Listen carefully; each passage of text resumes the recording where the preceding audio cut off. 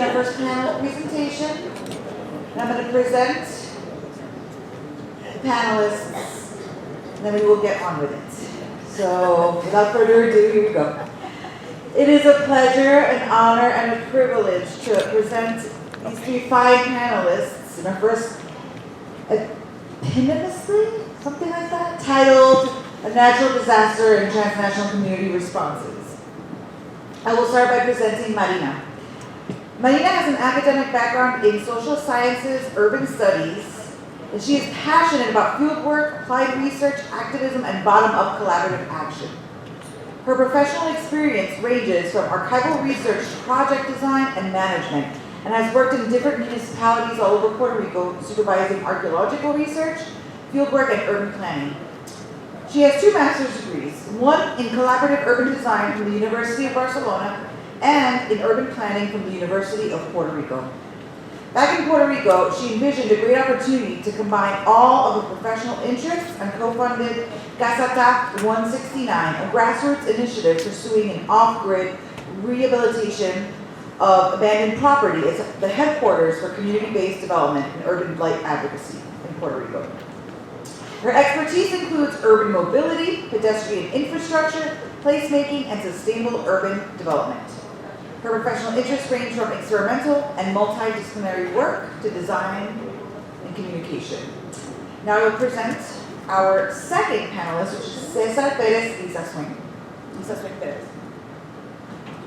He has been a professor at the University of Puerto Rico for the past 7 years and has advocated in favor of getting better labor conditions for adjunct faculty on the island. He holds a doctorate in law and society from the University of Milan in Italy.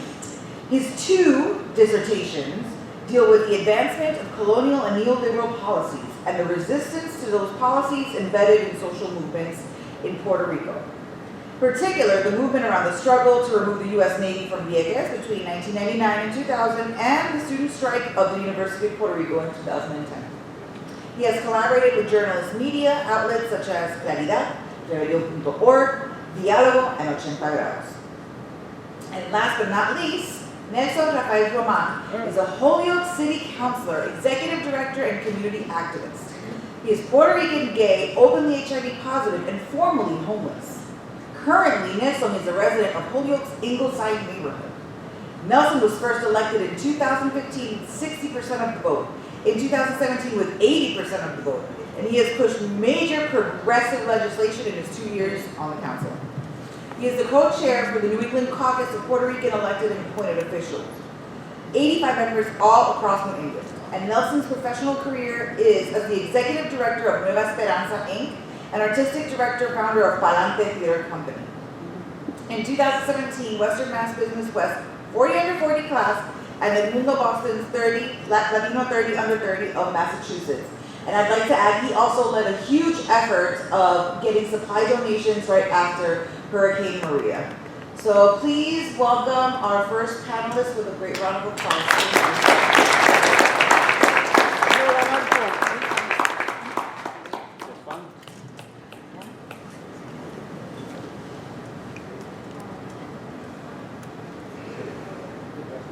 Hola. Bueno, first of all, I wish to thank you for being here and for this invitation. And the fact that I have been obliged to set aside some time to start writing about this subject. This is the work that I'm going to present today is still, it is a work in progress. So I apologize, but I will be reading my presentation in Spanish, and it's getting worse because I only have 15 minutes, so I will have to do it like as quick as possible. So let's start. Okay. Cuando surge la pregunta acerca del aparente estallido o boom de un movimiento de ocupación de propiedades abandonadas en Puerto Rico, mi respuesta es que lejos de ser un fenómeno reciente, el país tiene una larga historia de ocupación del suelo. Pero sin duda, en distintos momentos han sido distintas las luchas y los esfuerzos de la gente por contar con eso que llamamos un lugar. Si me aventuro a subrayar algunas características que comparten buena parte de las iniciativas de ocupación que han comenzado a darse en los últimos años, señalaría 2. Una tiene que ver con su carácter eminentemente urbano y más que eso citadino. La otra sería la situación socioeconómica que las motiva y que provoca que no pocos rescatadores o aspirantes a hacerlo vengan de familias de clase media, incluso media alta, y cuenten con una larga formación académica. Lo que estas iniciativas comparten con otras tantas en nuestro devenir es que responden a la necesidad de subsistencia de algunos sectores de la población frente a un Estado que por acción o inacción parece olvidar que en esta isla vive gente.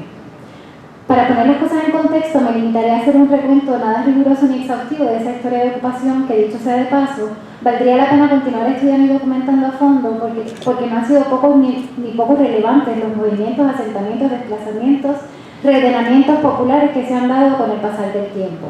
Arturo mencionó a Monte Carmelo en Vieques, que es uno de ellos. Comienzo, en la primera mitad del siglo XX con la puesta en marcha de la industrialización en sus respectivas políticas económicas y de uso del suelo, lo que motivó una primera gran ola migratoria que llegó hasta algunas ciudades de los Estados Unidos y que trajo a muchas familias campesinas a ocupar terrenos en la periferia urbana para establecer sus viviendas informales, entre comillas, en proximidad a los nuevos espacios de trabajo que requerían de una clase obrera.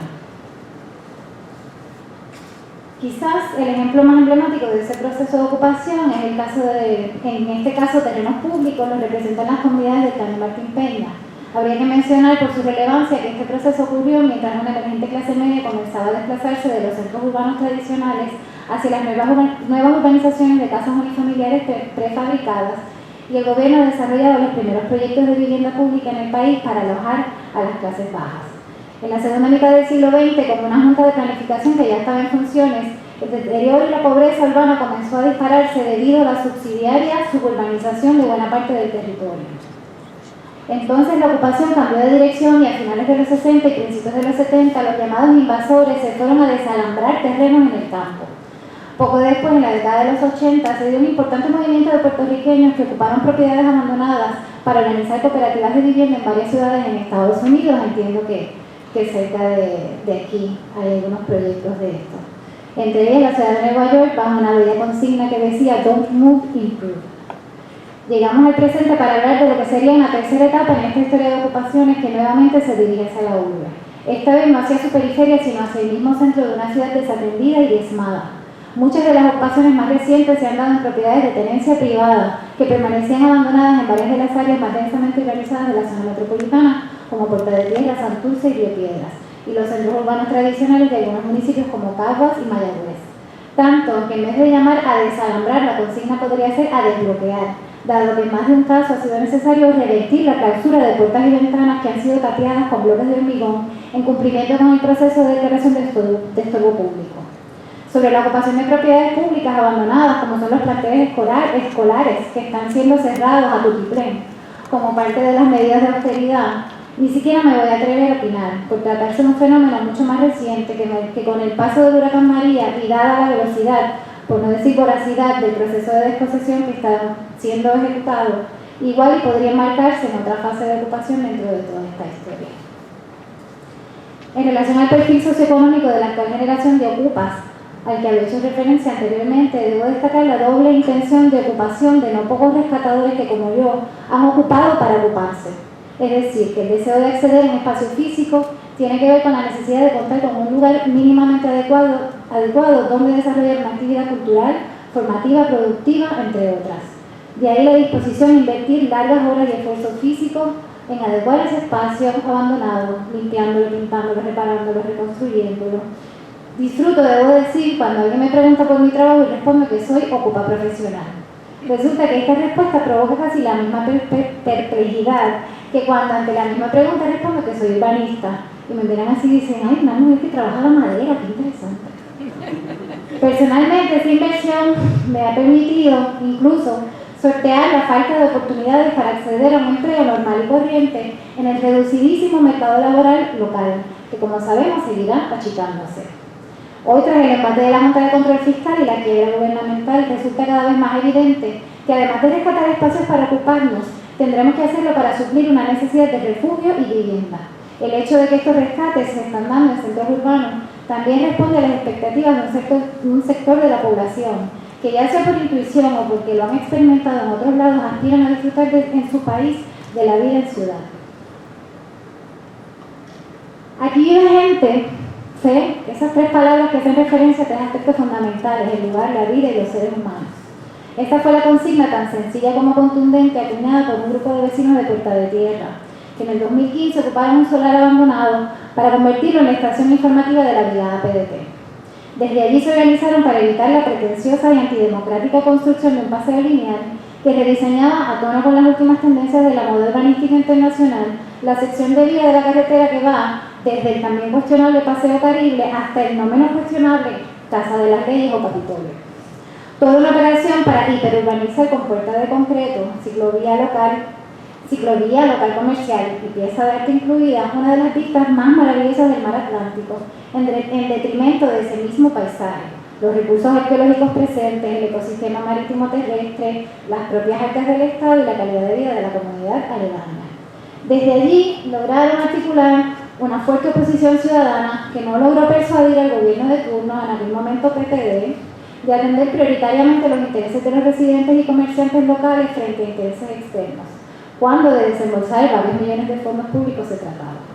Como resultado de todo esto, el Rich North cuenta hoy con una atractiva puerta de bienvenida al Viejo San Juan, mientras se ha profundizado y perpetuado la invisibilidad, la contaminación, la inseguridad y la pobreza económica de los pobres del sur de Puerta de Tierra. Una comunidad en la que aún se mantiene activo un pequeño espacio recuperado del abandono, donde se instaló la única parada de guagua en todo el sector que ha sido diseñada pensando en la gente, y donde se siembra y donde se proyecta cine gratis al aire libre, entre muchas cosas más. Casa comenzó en 2013 en el sector Machuchal de Santurce, con la ocupación de una propiedad abandonada bajo la premisa equivocada de que el gobierno, obligado a proteger el bien común, tendría alguna herramienta legal para que una organización vecinal pudiera hacerse cargo de transformarla en un centro cívico off-the-grid autogestionado. Mucho más cuando el inmueble acumulaba una enorme deuda por impuestos a la propiedad, sus dueños hacía mucho tiempo que habían fallecido, la propiedad había sido declarada de estorbo público y no se había logrado aclarar su titularidad en alrededor de 40 años. Con la doble intención de resolver un limbo legal que resultaba inconcebible de raíz y abrir una pequeña ventana a través de la cual insertar a la base comunitaria del país en la tarea de eliminar estorbos públicos, se aspiró nada más y nada menos que a lograr un cambio en política pública a nivel estatal. Para ello se buscó apoyo legislativo y se trabajó en la redacción de un proyecto de ley que proponía enmiendas al Código Civil para lograr que las propiedades sin titulares vivos ni herederos, en los casos en que hubieran sido declaradas de estorbos públicos, en vez de pasar al Fondo General de la UPR o la Universidad de Puerto Rico, pudieran ser heredadas por los municipios. Esto con la intención de aliviar una disposición que terminó siendo muy onerosa para la universidad, extinguir deudas contributivas y facilitar el que los municipios puedan aclarar sus titularidades para poderlas donar, ceder, vender o arrendar a organizaciones sin ánimo de lucro. A través de una campaña que bautizamos con el nombre Todos Somos Herederos, se recabó el necesario apoyo político, institucional y cívico que resultó en la aprobación de la Ley 157 del 2016.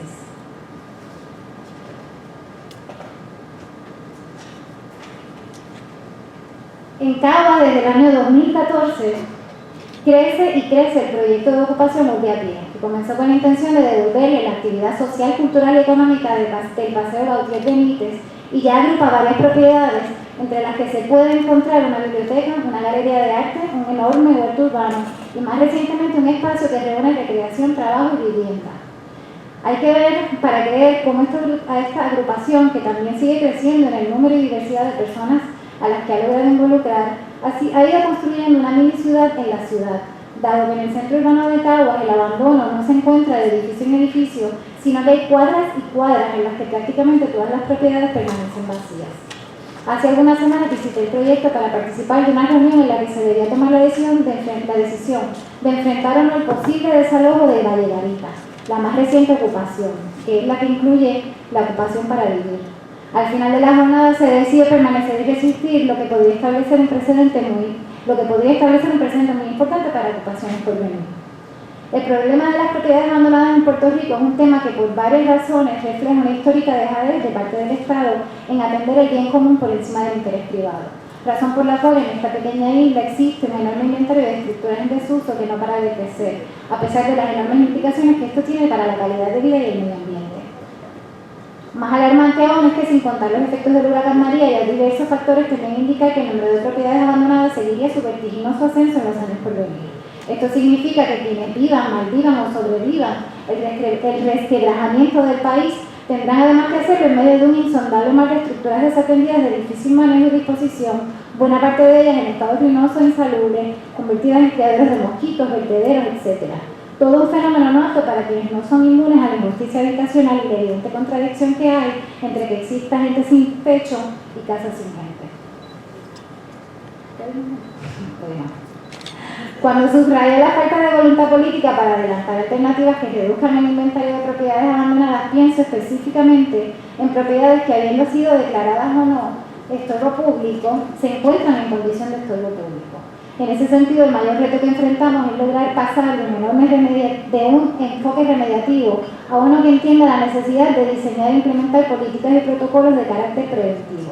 Para poder plantear esto, mencionaré a grosso modo que con lo que contamos hoy es con una legislación extensísima que, cuando no se contradice, se anula mutuamente con resultado inoperable, que está orientada a favorecer a quienes tienen capital de inversión, que como remedio prácticamente condena la demolición en vez de la adaptación o cualquier otro tipo de disposición, que prefiere ejercer el poder de expropiación a aplicar el debido enforcement, que la ley lo obliga, que no impone verdaderos límites al derecho de sucesión o a la especulación inmobiliaria, que venera la propiedad privada y no reconoce la función social de la propiedad de la justicia habitacional.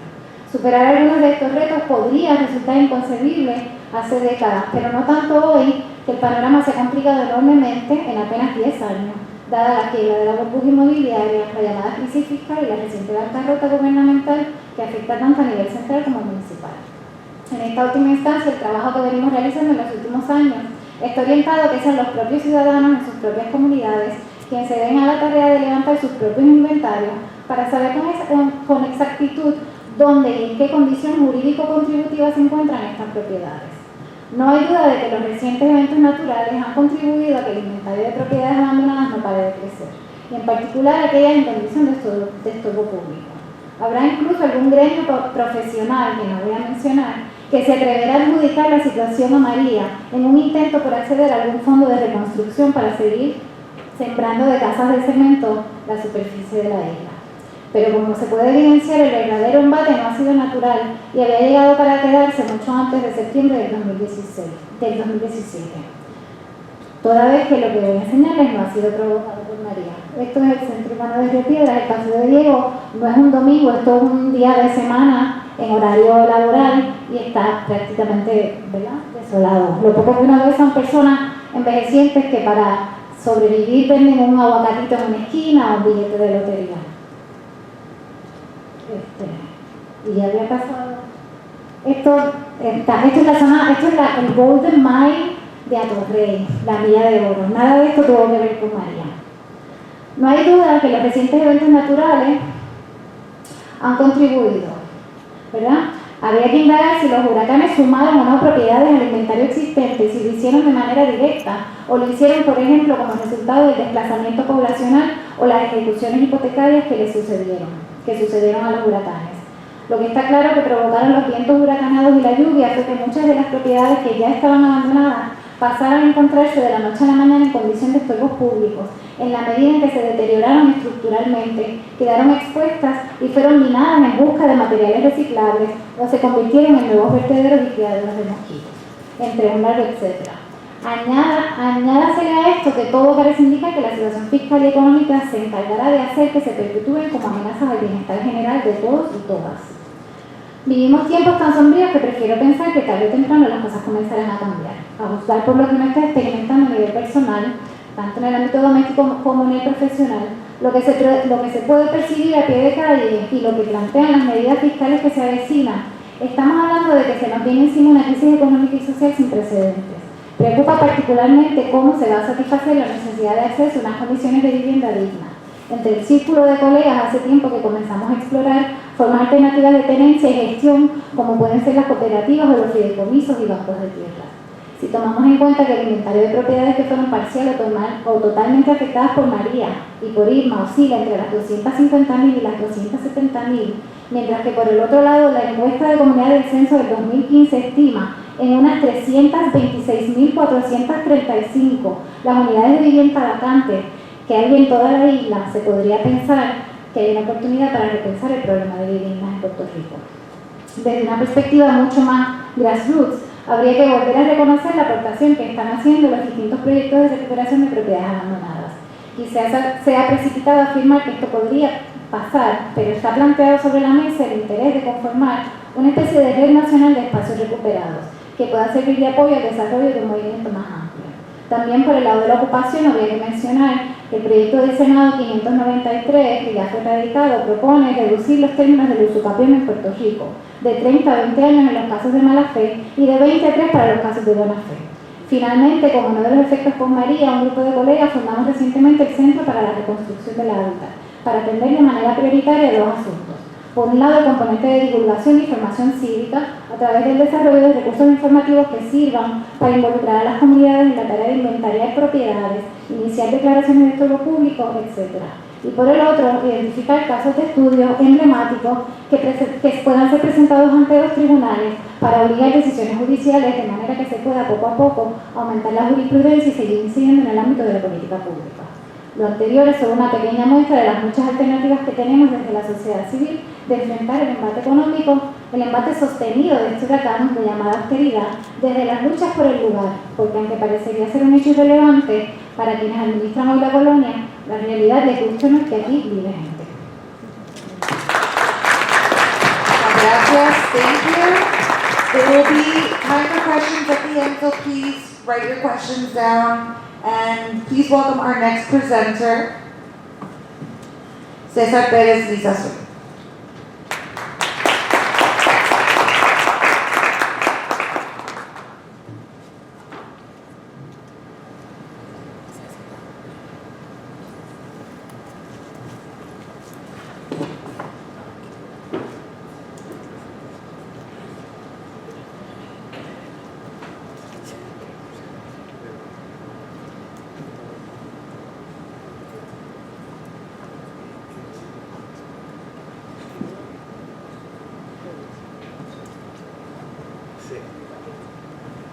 Thank you very much. It's going to be really difficult to present or to have this PowerPoint presentation, which for me is a very short presentation, after the tremendous PowerPoint presentation of Marina and Arturo. So I apologize because, this is, it's not okay.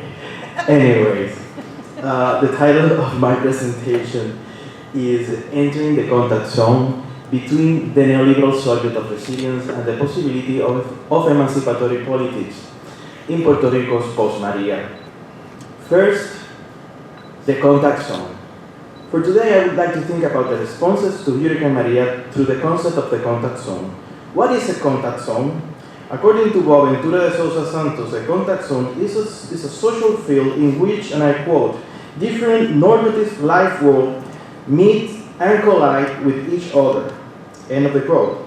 Contact zones are those areas in which ideas, knowledge, forms of power, symbolic universes, and rival social forces are in unequal conditions, and therefore they mutually resist. I will argue that the responses to Maria conform space and temporality specific to a contact zone that brings with it the possibility of staging the emergence of alternative sociabilities of power and resistance. Firstly, I will describe the normative role of the colonial and neoliberal rationality. And secondly, the contact zone is completed through a response from below, the establishment of a sustained alternative sociability based on what I will call radical autonomy and the paradigm of the common. 2. The normative world of colonial and neoliberal rationalities. Let us begin with the description of the first half of the contact zone. In our case, this part of the zone is a combination of certain colonial and neoliberal complex. I'd like to identify this complex with what I call the degenerative evolution of the Commonwealth of Puerto Rico, or ELA, established in 1952. The degenerative evolution is a biological idea that states that some species can change over time into more primitive forms. By the analogy between degenerative evolution and ELA, I mean that the material conditions that led to the creation of this regime in 1952, and with it, the populist reign of the Partido Popular Democrático have disappeared. The degeneration of ELA has led the island to reconnect with its violent and openly colonial reality. The jurisprudence of the Supreme Court of the United States in Sanchez Valle versus ELA in 2016, and the subsequent approval of PROMESA by the US Congress, which has imposed a fiscal control board and a bankruptcy court that suppressed our 1952 Constitution, demarcate the path of this type of colonial degeneration. Not in vain, in Sanchez Valle, the court has had to take hold of the Treaty of Paris of 1898 to find the original legal source of the colonial regime, which for many of us is not legal at all. On the other hand, there has been a kind of evolution in the form of the neoliberal rationality. In 1982, in a written article published in Foreign Affairs, the former governor of Puerto Rico, Rafael Hernández Colón, expressed his opposition to the Reagan's administration proposal at that time to create a Caribbean Basin Initiative, a type of proto-free trade agreement in the region. The former governor complained about the lack of competitiveness that Puerto Rico would have against other independent states because, and I quote, Puerto Rico must apply U.S. economic regulations and consequently does not enjoy any of the freedoms, end of the quote, of free nations.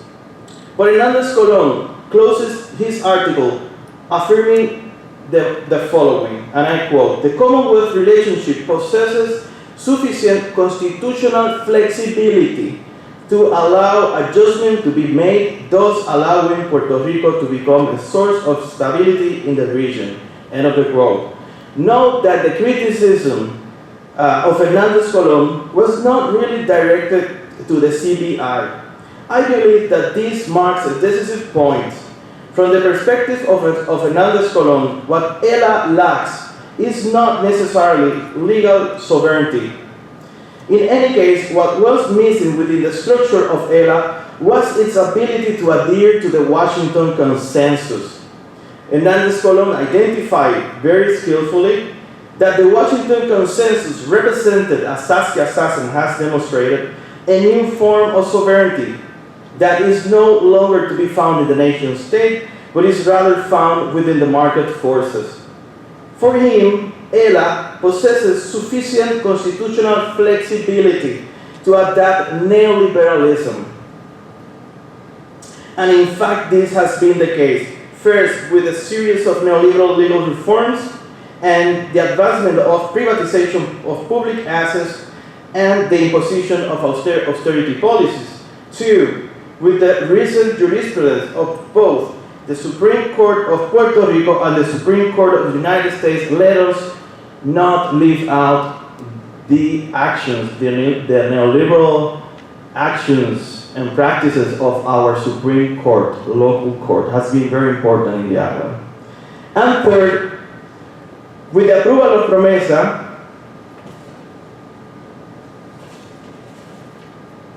by US Congress.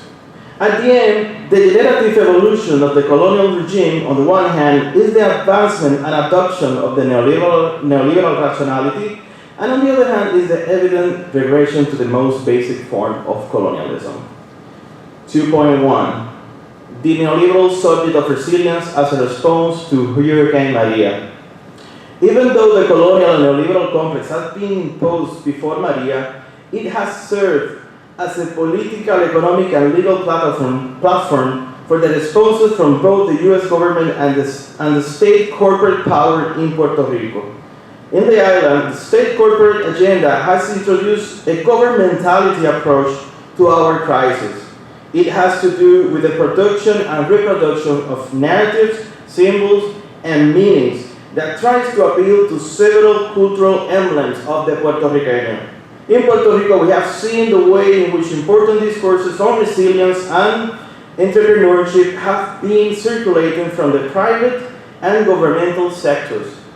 This narrative comes from the biopolitical condition of the current economic and political crisis of the island and appeal to the common sense that the solution to our problems resides in the all-encompassing framework of meanings and significations produced by the market.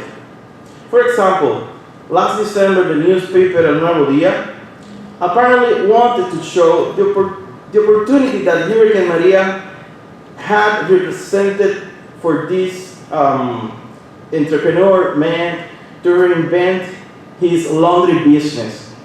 Despite the silences of more than 1,000 deaths related to the hurricane that have not yet been claimed, it seems that for El Nuevo Día, and I quote, the lack of power grid and water became an opportunity for the laundry, end of the quote. Take into consideration this, that was the article by El Nuevo Día that was published in December. Take into consideration this other example of a recently published piece by El Nuevo Día as well about an elderly couple in the municipality of Naranjito entitled El duelo y el ingenio al vivir 6 meses sin luz tras el huracán María. I will read in Spanish, you will see the translation on the screen. The narrator says, por costumbre despierta a las 4 de la mañana, abandona su cama y se ilumina con otro de sus inventos. Una mecha en un frasco de aceituna lleno de gas le sirve de lámpara. Todavía oscura calienta café en el fogón que montó utilizando cuartones y 4 bloques de hormigón. Dice el hombre, says the man, esto no lo inventé yo. Aquí lavo los pantaloncillos, los tengo ahí colgando. Hago de todo aquí, cocino aquí. Hoy lo que hay de comer son sardinas en lata. Dice la mujer, says the woman, nos sentimos olvidados, pero ¿qué vamos a hacer? Que sea lo que Dios quiera. Ya uno se va acostumbrando. El hombre reporta, quizás no es tan malo. End of the quote. This image that resembles Agamben's notion of naked life proposes a narrative of resilience in which this new type of citizenship must assume the conditions of vulnerability as constitutive elements of normality. The neoliberal subject of resilience is supposed to prove his, and I quote, the capacity to withstand the shocks of socioeconomic order, despite if the elements of vulnerability are either caused by austerity policies or by the violent scourge of a hurricane. Moreover, this subjectivity seeks to make life under hardest conditions a self-sustaining one in which government assistance is not necessary or even unwanted. In their analysis of Hurricane Katrina, scholars Jeffrey Whitehall and Cedric Johnson assert the following, and I quote, the vulnerability created by neoliberalism is, ironically, to be solved by the very same form of citizenship it champions. Instead of citizenship taking the form of collective well-being, neoliberal citizenship is rooted in individualizing responsibility, end of the quote. In this sense, neoliberal governmentality champions the motion of resilience through the production and reproduction of 3 main narratives. First, by promoting the fact of living without the government and public institutions. 2, by highlighting individualistic agency, the historical factors, and power relations that cause the state of vulnerability remains unaltered and unquestioned. And 3, these narratives tend to legitimize, as Wendy Brown reminds us in her Undoing the Demos, a violent process of de-democratization, that is, the incipient separation between demos and kratos. Third, the normative life world from below, the common community self-government and radical autonomy. From this point of view, in many cases, responses from below, like community self-government and autogestión comunitaria, is filtered through the lenses of neoliberal resilience. Chantal Mouffe argues that it is important not to lose the critical point of view in relation to those social movements that practice and proclaim autonomy.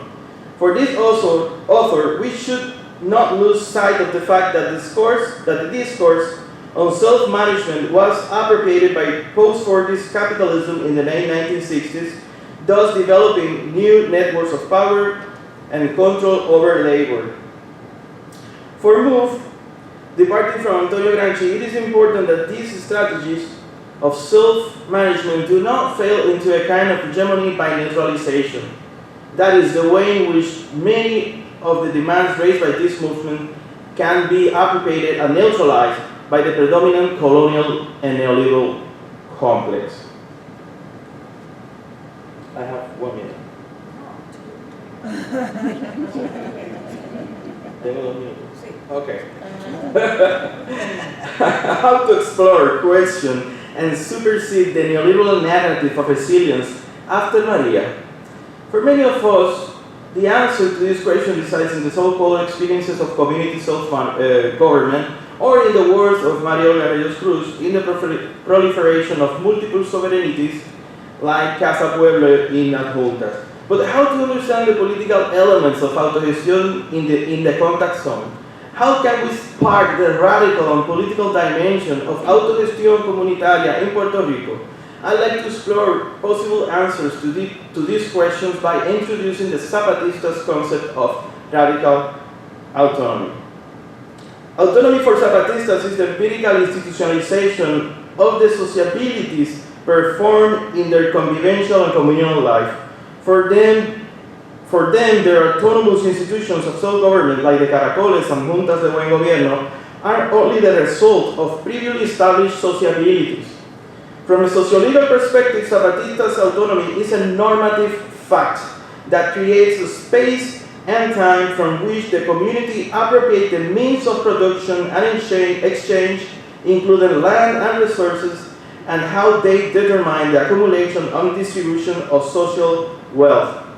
However, it is important to point out that radical autonomy for Zapatistas has not meant an isolation from the rest of the Mexican economic and political conflicts.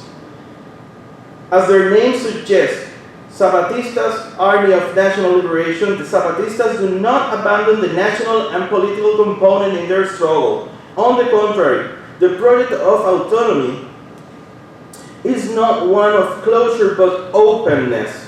It implies that society calls into question its own institutions, representation of the world, and its social imaginary.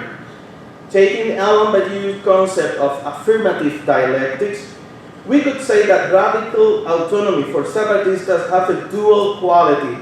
First, a negative one.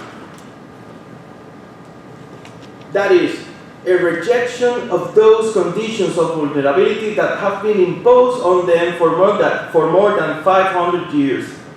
This basta, or rejection, carries a dialectical charge that identifies the antagonist agents in the contact zone. For them, colonialism and neoliberalism sounds familiar, embodied by the Mexican state, or what they call el mal gobierno. On the other hand, the second dimension is rather an affirmative one. For Badiou, as for John Holloway, Tony Negri, Enrique Dussel, Naomi Klein, no is not enough. The affirmative dimension consists in the internal nomos or ethos of the social movement based on the paradigm of the common. Where is the common in the community? Where is the common in autogestión? For the Puerto Rican thinker Carlos Rivera Lugo, the nomos of the common is characterized on the one hand by its denial of private property. On the other hand, the nomos of the common is, and I quote, the empowerment of communal forms of ownership or possession, as well as exchange and even distribution of social production. The common is inscribed as something inherent to popular sovereignty and is rooted in radical democracy, that is, in grassroots democracy, end of the quote. The possibility of emancipatory politics in Puerto Rico post-Maria will only occur through an antagonistic encounter between the social forces described before, the colonial neoliberal complex and the normative life world of the common. Radical autonomy comes from communities and social movements that, through political performativities, produce alternative sociabilities or counterconducts that exceed the world of private property. Thank you very much. Thank you, César. now you will welcome our third and final panelist, Nelson Roman.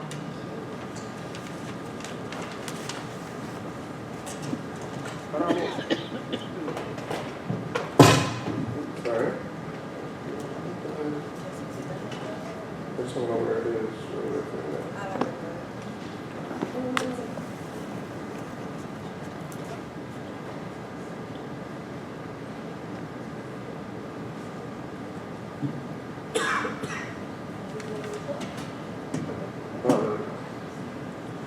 Thank you so much.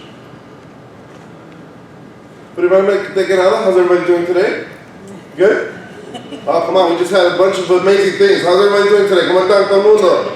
Vamos, somos boricuas, no, ¿qué pasa aquí? Vamos. So, my nombre is Nelson Rafael Roman. My name is Nelson Rafael Roman. As you heard in the intro, I am not from Western Massachusetts. Oh, hi Valentin, my professor. Okay, look, here goes Valentin. Cool. I'm a little nervous, but I'm really excited and honored to be here to you. What I tell folks is when I speak, I have a PhD in hood life.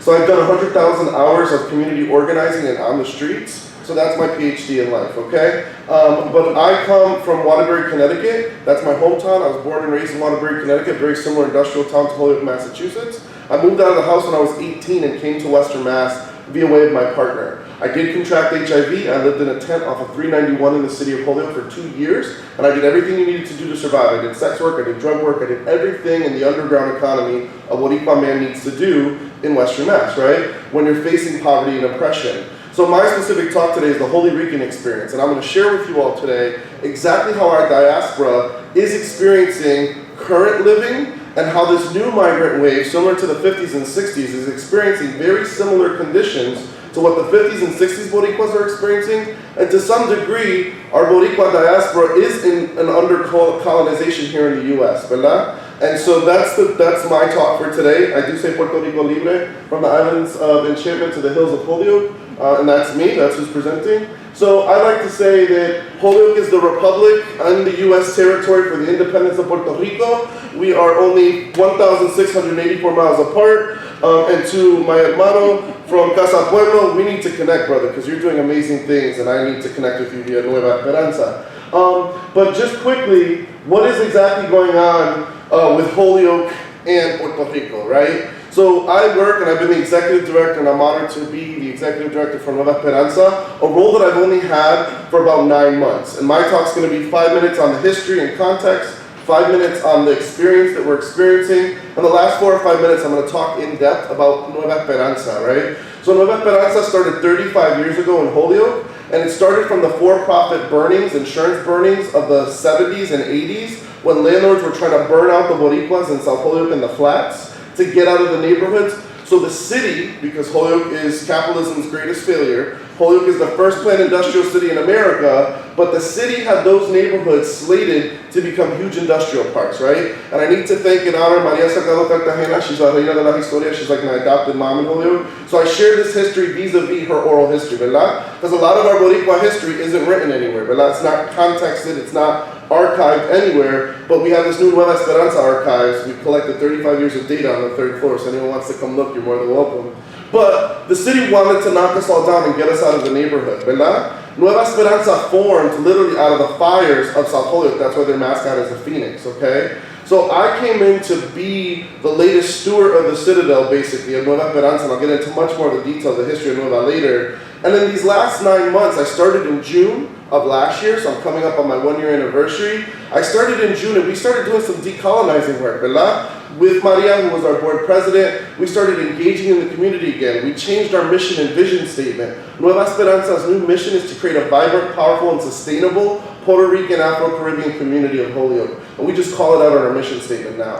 And we're going to do that by creation, community, and culture. The creation component is creating decolonized leaders because just like me, I'm a 4th generation Boricua who knew nothing about the island of Puerto Rico. I had been there once with my grandmother when I was 11 years old, and we went from San Juan right to Guanica, and I enjoyed the beaches and la playa, and then I went home back to the US, ¿verdad? And so I hadn't been since, but it was because of an amazing man named Jose Bo when I was homeless, and I went into Saxarengue restaurant, which no longer exists, by the way. I went into Saxarengue, and he said, Nelson, do you know who that man on the wall is? And it looked like his grandfather. I go, no, ¿quién es ese viejo? Ese tu abuelo. He kicked me out. He said, get the hell out of here, kid. You don't know your history. Tú no sabes tus raíces. You're not a Boricua. And he handed me and he threw El Sol Latino, which Manuel Frau runs. He threw El Sol Latino in my face, and there was a picture of Oscar Lopez Rivera on the front cover. And I remember going back to my tent that night, and I read that news article, and I was hooked on my island. And for the first time, it clicked.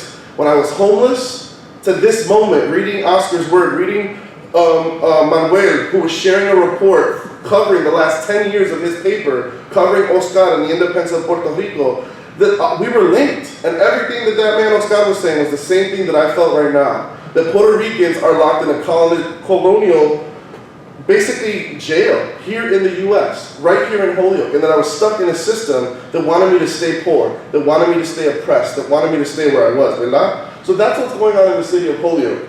And then somewhere around August, September, I'm hearing, my birthday's August 30th, iba a llegar una huracán a Puerto Rico, right? And this was Irma, this wasn't Maria, right? So me and my friends said, this is gonna be category 5, right? And I linked up, I called Rafa, right, the Puerto Rico Federal Affairs Administration, I called Puerto Rico for Irma. And I'm like, yo, Holyoke's ready, because this is gonna be devastating. Right, and I remember my parents, my grandparents down in Puerto Rico, he lives in the Lares area, and he has a pacemaker. Nelson, estamos preparando para Irma, esto va a ser fuerte. And Holyoke started collecting right away. We started collecting water, cases of water. We started collecting food. We started collecting everything. We were in the news on September 1st saying that we were ready for this major hurricane, Irma, that was supposed to impact Puerto Rico, ¿verdad? And then, ¿qué pasó? Se pasó Irma, ¿verdad? My abuelo stopped preparing. The people stopped preparing. And then right behind it, there was Maria. And we said, we're not stopping. We're not stopping. We're not stopping. So Holyoke, when Maria hit, was the only donation center that was open in the whole state of Massachusetts or New England. ¿Verdad? So quickly, overnight, things changed. FEMA, we learned, sucked right away, immediately. They wouldn't accept any cases of water we had. We had 4,000 cases of water at Pueblo, right? We found out quickly that we were the only ones in contact, because of amazing people like Josie Valentin, with direct mayors who could take our donations on the island. And believe it or not, the first planes that left Western Mass and New England were the Humane Societies. So we got our first shipment of stuff because of Dakin Humane Society in Springfield. They literally took pallets of stuff in their vans and they were sending us so they could bring the animals down, ¿verdad? By the time Maria hit, and all these centers opened right after, like retroactively, we were already telling them to shut down because there was no definitive way to get them over there, ¿verdad? We literally, true story, Senator Jean Shaheen from Vermont, her office called that the state of Vermont wanted to send all their donations to Nueva Esperanza for the whole state of Vermont. We said, we have no way to get there. So what is this like? What happens, right? That hit, and boom, we knew then the second step was what? The Boricuas are gonna come. And they're already coming. Pre-Irma, it was La Junta Fiscal. We in Holyoke are the #1 city per capita percentage of Puerto Ricans in the US. So we're Boricuas, ¿verdad? 50% of our population is Latino and 98% of those are Boricuas. There's a huge population from Salinas for some reason. Anybody from Salinas? No? Okay. So that's what's going on. And so we have to do stuff. So if you look, this was all pre-Maria, where Puerto Ricans were living. And this was the Pew Research Center that showed most of the Boricuas were coming to the Northeast. And this is all pre-Maria stuff. This was the reason why they were coming to Puerto Rico. And I'm kind of glancing through this just to give you some overviews because I really want to get to post-Maria. This is where they were moving to when they were coming to the US. Pre-Maria, La Junta Fiscal, we already have data on Puerto Ricans coming. And the City of Holyoke public school system, pre-Maria already saw 200 students over the last 4 to 5 years that were coming from Puerto Rico here to Holyoke. Post-Maria, in the last 2 months, 3 months, they've seen over 300 kids. So Holyoke Mass, because everyone's like, Nelson, you always compare and say how terrible things are in Holyoke compared to Puerto Rico. Show me the proof. So I took Fajardo, this is pre-Maria, and we're just going to compare Fajardo to Holyoke. Very similar populations, very similar male-female breakdowns, very similar median ages. The median household incomes for Puerto Rico, 21,544 for Fajardo, perdona, and Puerto Rico's was a little less. For Holyoke, the median income was 31,000. Massachusetts median is 66,000. But for the neighborhood that I represent, South Holyoke, the average annual income is only, now it's gone up a little bit, $14,300. With a 45% unemployment rate. 45, I said that right, I'm not making it up, citydata.com. 45% unemployment rate. And the poverty rate's about very similarly even, correct?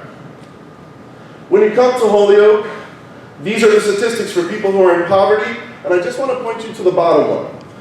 So our poverty rates in Holyoke, right, I said about 40%. People who are in poverty, who are renters, it's at 91%.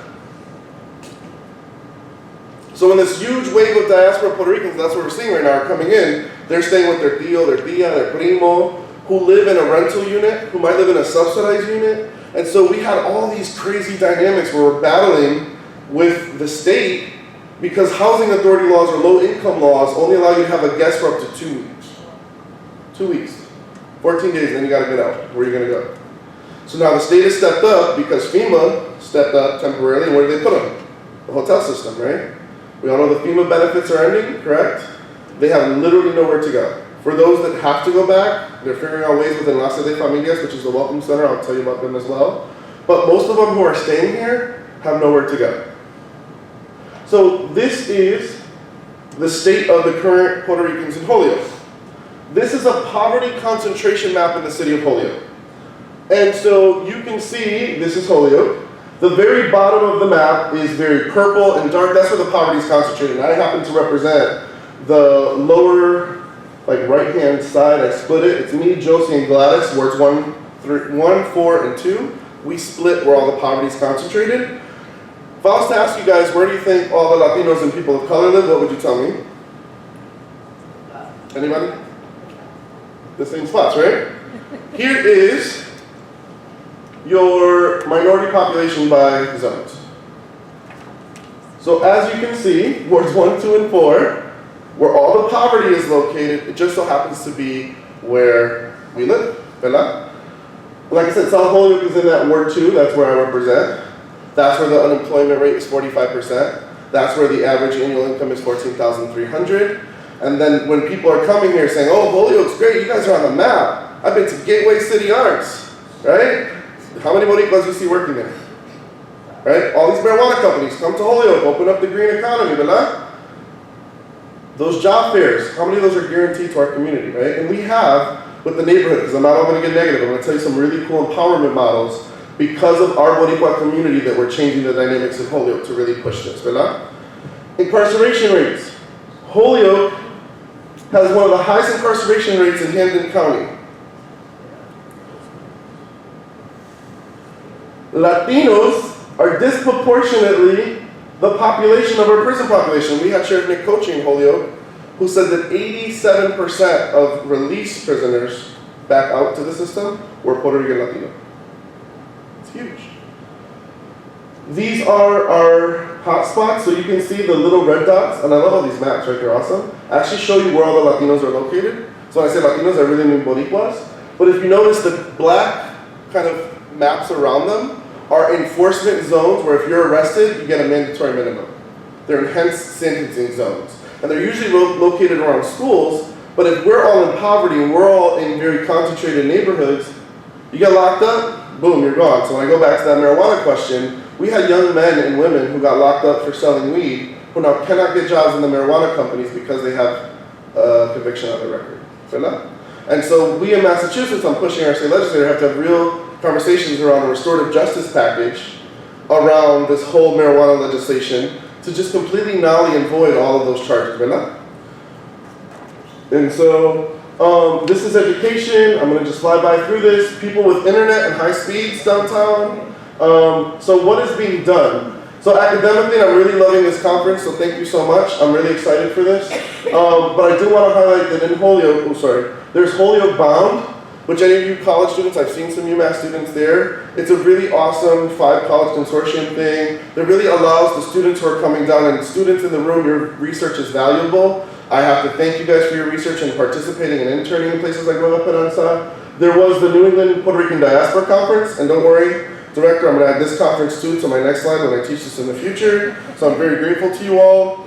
But organizing and activism. We started the South Holyoke Neighborhood Association.